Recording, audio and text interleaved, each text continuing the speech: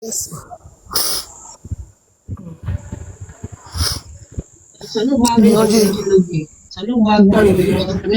Facebook et YouTube, et video popular. Ma de popular ne. Yes. Obele na popular ma easy. Aleti onya agbera o lagbera na. Ofone. Aga eme were wo bi ewo ta. Edede gbegi no. Wa me we gbe igbo e. Wa ni rewe boche ya iga call iwe. Ya ime we be TikTok. You na le di Juliet. Ofone. O mami. Ise o. No time se o. Ke no matter se o wa ya wesi. Ekpo me wuro me mari enu wa. Waya wese kino fiyo kino mafiyo waya wese wala wa contribute ne wala wo Mommy, what receive e go me? Me na account ne what receive go me? Beauty or anyway. Rename me or beauty. Send the money channel. Okay. Ya send e. Ya send e. He me say ya to ame yegbe. Ya to ame yegbe ya send. When they got tell you just guess us. Okay, on veut d'autres tiens ouais na online ni je yan tie ve on je yan tie ve yan sa. Okay. Oh oui, ça chave va. Ya to ame yegbe ye. E wa ri be. E wala ya send e. Mama. Good. Ya use Nigeria account me ya send e. Mama wese. Ka wese oje. Waya wese o, wa wese. Hello, Sister Tracy, whatever. Come on, me, both are mommy. Call. Lano, get shake kiri. I'm managing. Or they okay. Where's you? Even now, West stage, yeah. Where's it? Now, did you let him out West stage? Oh, to bought a real deal. Or 7 look there. Okay, I viens. What? I viens. Yes, sir. I viens. O mi challenge na agbonbe mi enwe o ma se wo ma mi challenge na abere wa ma enwe je Juliet they no choose about matter o ma se o ma mi yo o ma mi choose it no na ma se o na ma se God bless you o na me be choose e de me be mi ogo me ya gbolo me le lo to akebe do ayin me mere o ma mi e no de yo ma pere saba agboworu where the bet your country well and that over where wala where the bet your country well about our baby na high o ado money wa ya we say baby na social media where the bet your country well ya we say the nani man the miracle bet your country already country 21 Triple 4 70 327 UBA Juliet Tiela dia wala onu no bo wariri gba wala wowo ipa when your movie o ma doctor we movie wo ma ye be na agbeku edo e o me obi ho pa no ka do ta sin maybe your gift chin when I would do and not talk of him massive network ma me wa ro no we adesin Vemanu no we adesin ekenu je na ma we dey okay na movie waya we segedi account ya we say o je na me we wa vie na degba we wa ikokoro e ma ni me ran face yen ga vie we yen ikokoro ai vie all the master we ba be no be master me koje all the master we ba mi ya ni lese libiana o give master yen o ma me no gbe bungbe no do master Mani, Iyore, sorry to cut you up. Mani, we borega is 6 months. Mani, we better vie. That go your way now. After 6 months, everything is okay. I send the go. I send the 15. Okay, what's say? My baby send the receipt, Baba now. No manager, send the 15,000. Okay, what's say? Ekponu kere record the hello J, what's so? Ekponu kere video. Where's the kaka? Where's oh. He said, Waya wese, waya wese. Waya wese. Aloba no woga we wogo wa nike. O be abi abego wa wo ko abi abego waya wese na. Ese no wa une na, wa ri gbi ma e. No matter me mari ta ma mi ne mi ro pa. Ami le ro igbe. Waya wese ore gbagbon ya. why was Waya wese. Hello, Lady Precious. God bless you. Hello.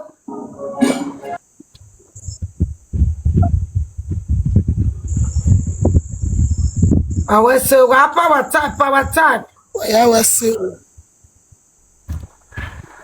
Why very girl no me ame no ba me ti send me receipt. O come me send me receipt from UK. They record again. Why was say oh wani ma ye ko emu me. Why was say hello Iyore, why say kakabo, why say me bottom why say no we no get me why say he said, why say oh Wala wo the account number na confirm because there is some on my correct video. well my correct guy na 27 ya end. Okay, on a correct, okay. On a me get, okay. Where say oh A problem here, no problem. Nanya Paris. Where say je no get. Mayaro, ma. I Wanya Paris yo work me. Mayaro, Maru way. Eriano.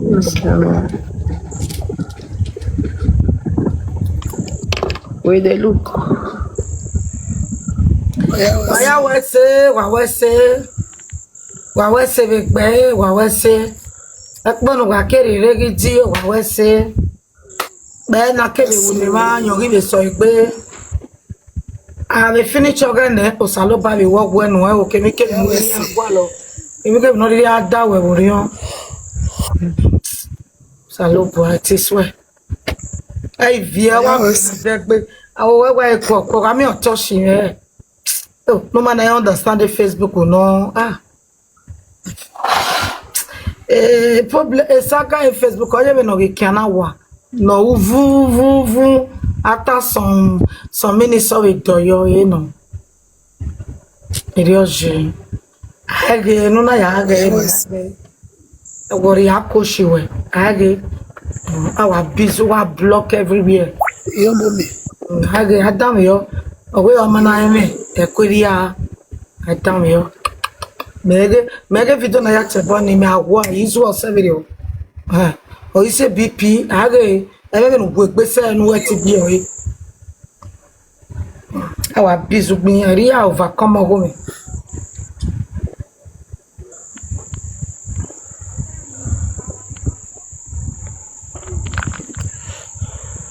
When I was so baby, why I was so hello. I be feel my baby in you do. Hello, Hello. Hey, princess, what go? I bet you have the information. O mane de no ya do kun ara to no record. Anu kra me yere mu pa. Ma le no ko. Me le no ko.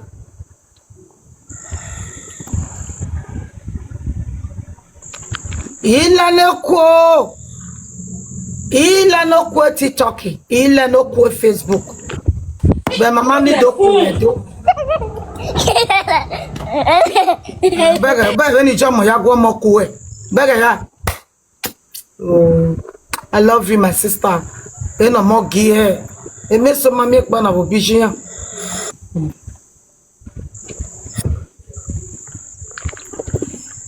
Wa we se o. Ai vie teme la wo je vie. why was you? E mama bi a vie ko se ve kema. Iyore la so pe come me. So why even we are going before ni a record we won anybody at you where I can't know where control and utao one. Yeah, record it. Iyo. Kono mani tama we lucky we gbe igele wa lucky we oh control no we anything private I control. Iyo. Yeah, record it. Iyo ma. Iyo. Meetiyore, come on me. Come be me. Mena, ole photographer no send no boko na go. What's wama? What's up to me? Call what's imagine that. Oh, you know, why I was be come on me. Waya wese gbere o, waya wese wa gure po ni Meetiyore o. Say, cannot feel, cannot ma feel. Waya wese. Waya wese. We appreciate you all. Amen. Waya wese gbere. Meetiyore wese. Osa wese. Oya gbe kele gboko na wesari Mama, you were say, wese. Osa wese. Iyore,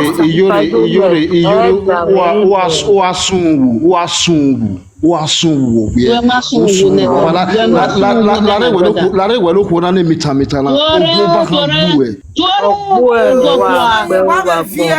So you want me here?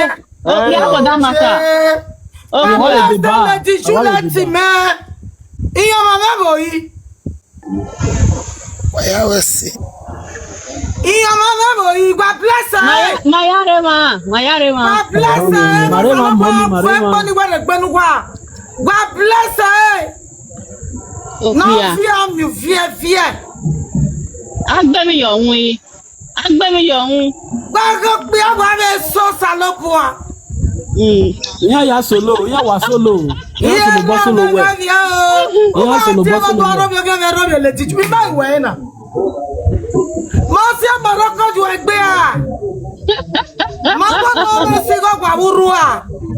6 months una ya jigo se Morocco be gaji. O ma pe igo kwa. Monsieur nu je ju Egbe magwa no mi okwo be webo a. Magwa nu ya fie de kia bo be betro a. Kwa be ga montie ne na jase na batanene. Wale ka be kan we. Ah, montie no wa vitali o be do aso be ma. God bless all the titulated men. Wọ́n mi Italian je ṣàtúnṣe na vie gaji wo be ba so. Maybe. No. Oya, akato ke gwa ri lati wa gbona kati lati a. Okay. Wa gbona. Hello. Wa to bi se me. Hello. He had to send 100,000 in there and they do it for online for here. But then they tell me say which account they use. UBA, United Bank of Africa. United Bank of Africa. I don't write your name, so they just need United Bank of Africa. Oh, what's up, Michelle? No one will everywhere. What's it?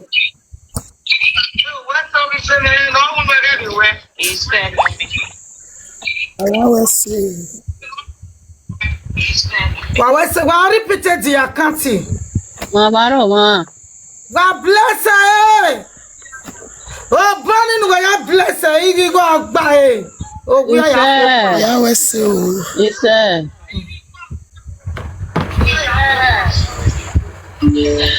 They need your budget to do now.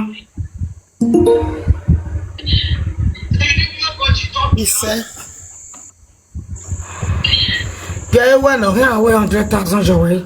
Why I was so, I was say. Why I was say. No, I have what? Back below ya.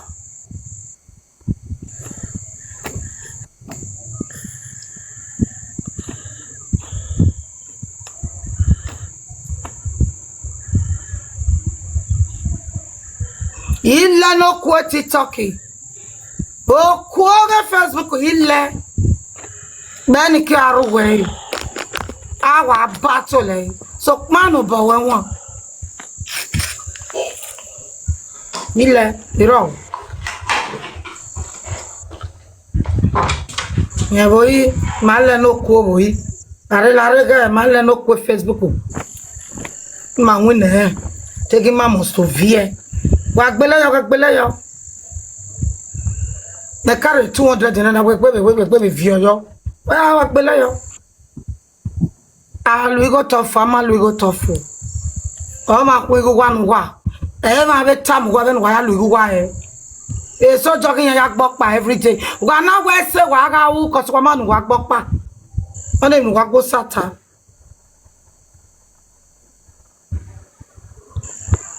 Yeah, boy. Ijalo le no ko Facebook boy. Hello, come on, Milaso. It's what we get. Wa ta pa mi jeme. I said this one, mommy. What you walk by your, when Yeah, you yeah, walk. get me na me ma di me o. Hey, money, our money, and our sokia. So the Ah, bu language. wa be ri o bu nene. Hey, mommy, no Danny. Mẹ́tì ọ̀gọ́ ọmọ náà mẹ́tì wọ̀nyẹn mẹ́tì wá exist báyọ̀ yẹn wẹ́dọ̀ exist yẹn yà so yẹn wọ́n ní wá so mọ̀mí júlẹ̀ wọ́n ìbí ẹ mẹ́nu bí ẹ ẹ̀kọ́ àrí ènìyàn wọ́n ìbí ẹ. Ọmọ mi ẹ̀kọ́ ní ènìyàn àbí yàn bí ẹ. Okay, also price because in my first I have my baby na ye be jaji. So if you go na. If you go na. Because your man dey used to internet, your man dey used to internet. Yes. Tears of joy. Let me say tears of joy.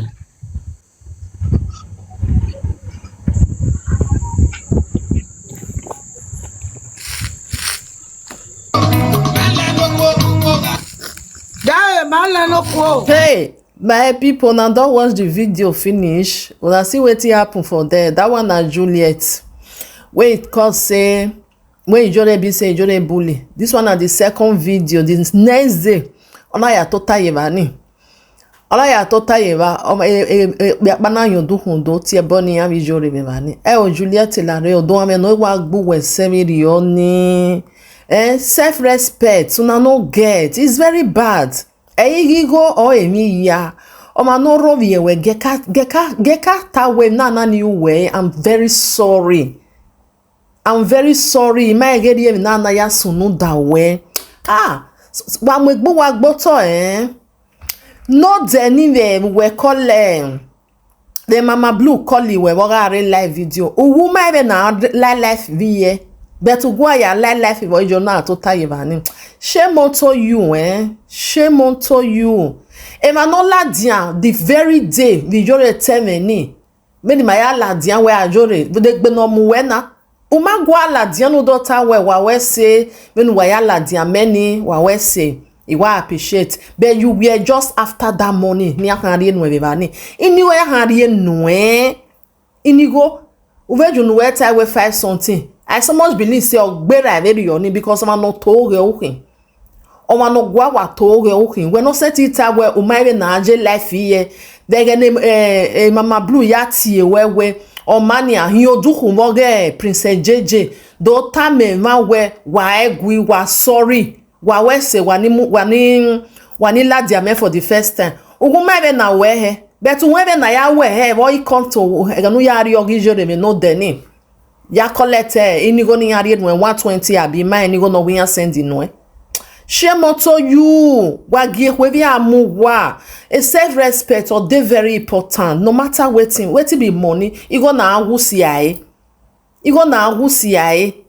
I me ro woman na o man na I respect ni agu even we je I respect we ya from no talk nobody on this social media no he we gbe ladian we o handle respect we emi o ma dogu we gun ani ha o ma ni ladian we for we eri ro Iyore de no me dogbo o wi yan ru pa yo wo bo we mi me ona ti Iyore si o wi yan zagbon no ma we ye gi jere we eri banke awe film Iyore no wi yan mind we ga are film mere Nigeria me de we film ne Iyore wi yan mind ga awe film o wi yan zeri e ma do dere when yan ya we popular ai emi eten e mako ọmọ na ebe ya na-egwo betu bi ame respect ni gemari ye ejo we gbe emwe gbe we gboto Even a mama not bare princess I say the woman that's the princess in not ban in the nola dia we marry ma wo ga video. O ma ya jo boya we gbenu be yin ya we mommy la wo rudi na so ni we ba ni ju we after igo ni ya ikwa giege ni ya ha vio no we ba ni. Na washa the way when we so ya megbo wa gboto o ma ya mi o ma fo when ya think when ya megbe we eri o ma be ya respect you we wa megbe we be na ge san ya be mu we be na ge san poto you were just after that money the other video no we mama blue ya call ya mo e ba John e banana no wa ge no ko na ya ata we no ya agun we jore gin ya mo bog mama ke. She was after that money. When it comes to money, so they know everything. So far you go ni was in your book. You go ni they are just ego esu no esu ego hin. No one make be work boto. You just na hin mommy we to fear ba. Hey, ojama so me. Your new mommy now, onaka Iyore when I got you your here mommy. Now one not target nos woyo zwore nos ayo sare bani enyo be donate ni go. Abi is enough for having here no vio here any of the fien ni go can be fien ni go no. Sometimes wa me respect what ye ni gbogbo no matter wetin. O ma no we jo but more you know nena. No respect, nothing omu we la dia onyaka we gbe wa. But na hwen ni na la go wa be na hwen mi ja ajukpon. I mean no matter your we gbe people was like we na wa dona or when I am when na mu no ma ve. That's what I'm not anything. Or video ge. O we ya ti e mommy. Hwen no iwe ya ge wa sen Juliette. Hwen no no me ni yare ye ba na. Iwe ya ge wa sen. O matama we sorry. Emi ni uni Imae, when Iyagwe was too harsh. Nothing. Then you were after you go and or you ni bologbe when you are in with you bologbe maybe €300. You say, oh, why I make work botoba. Now what for that industry, oh, I make buwagbe. Oh, I make buwagbe. Oh, why yao? Now they no my neck be no way, now they no wa mejina. Why you am ga gbo why are you oh where oh here wa. Awa emiru na wa na ni hin well no sa gba na gwa me gbe me ni yare e mo wo kian me na no gbo we zanzan oya we ya we mi ati e oya ya we ya remember pains no pass through begene e no na ahwo me ne mi ati e na ladia e pain wo no e pains no no mi no ga ijere ona we gbodo mo ya yo we hu ege no we gba ajere ba me €300 abi €200 ni ahari enu you just like ona wa mu Gume ya collect your my bad or tie bombe or tie ni rane or tie no ne so fa no ri go me hu enu wa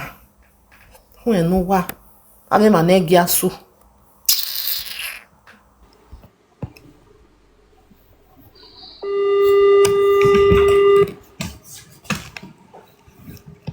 Hello Juliet. Osunu. Hello.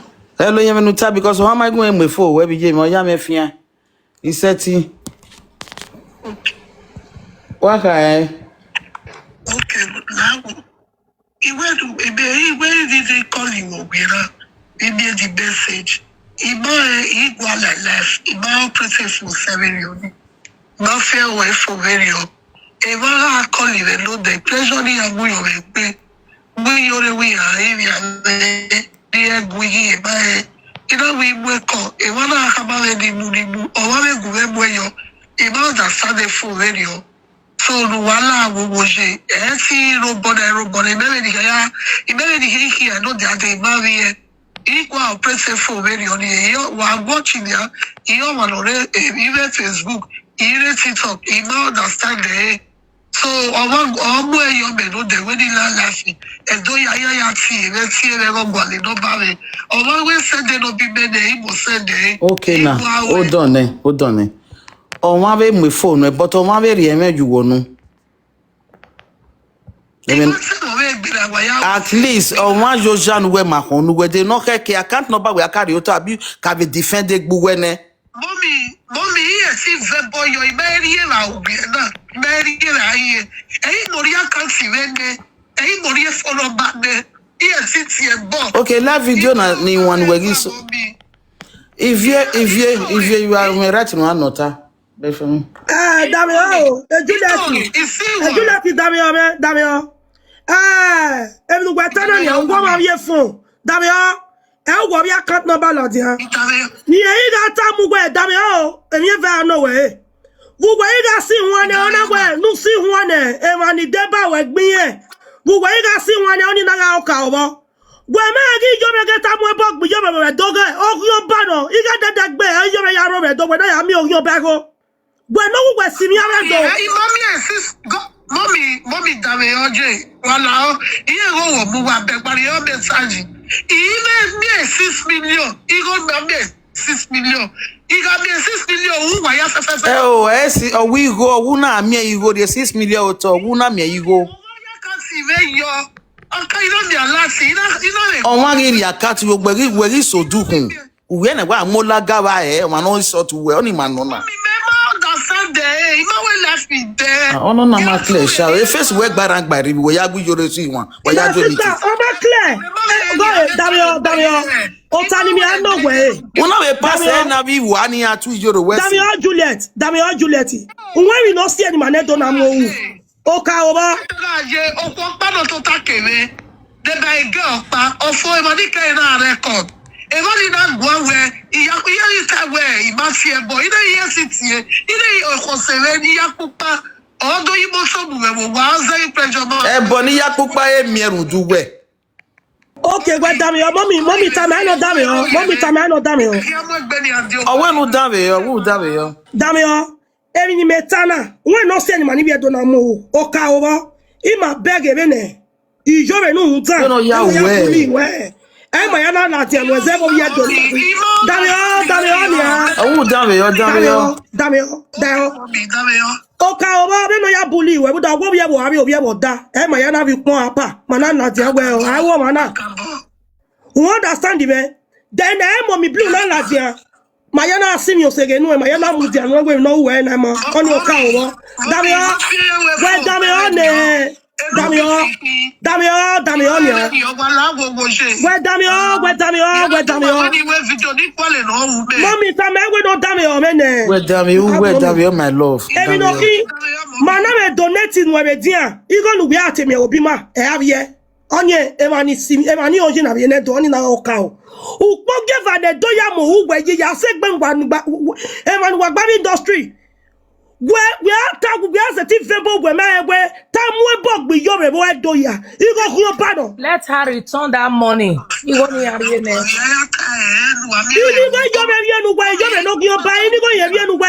we have yet well man one of them we do live social media on our obonyime.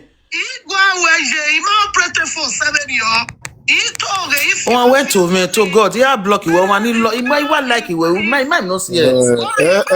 Hello. Voice record. He go when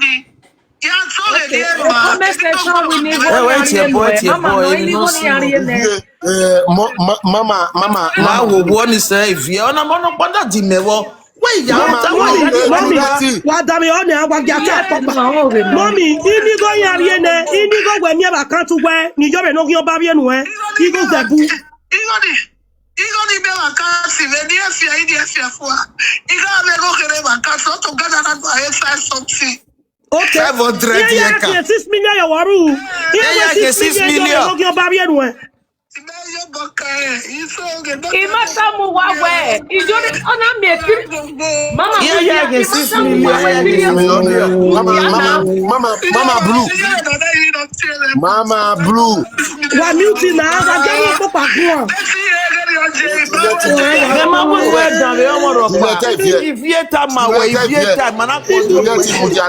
Juliette Mujane. If you know where social media na bully o ma ese nu wa ya gun wa dan me ho. Wa Mudiane ya record them na. Ah.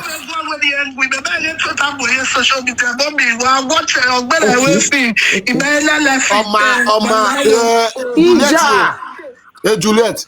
Well, ya paro mi ebe, ya boy ya ro mi ebe. Okay. Iba ni o fe dugu, iba de ke ili a o da de. Mama ivi wala wo. Wala wo wo je. Wala wa mi e si, wala wo wo. Tony go ni there. Damn, mommy.